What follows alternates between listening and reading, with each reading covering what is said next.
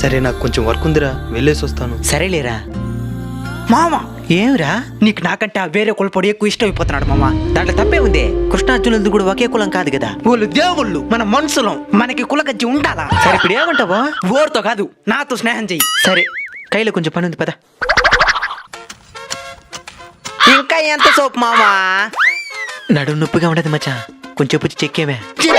ఇటిమిటి పనులంతా నాకు చెప్పాక, ఏదైనా తినేది తాగేది ఇదేదని చెప్పి చేస్తాను. అయిందే మామా? అయిపోవచ్చింది మచ్చా.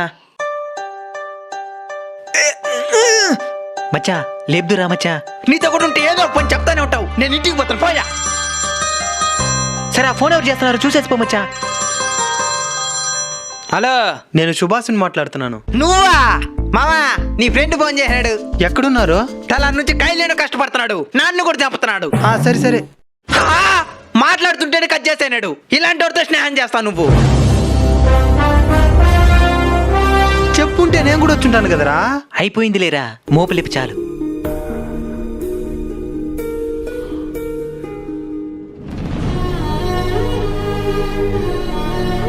నేను ఎత్తుకొని ఉంటాను కదరా.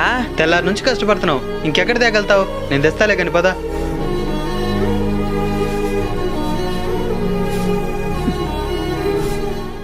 నీ స్నేహం నా కష్టానికి దూరంగా ఆగిపోయింది.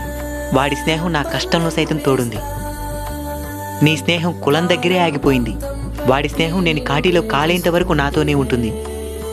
కులాన్ని పక్కన పెట్టేసిన స్నేహమే సమాజానికి ఎంతో నేర్పుతుంది.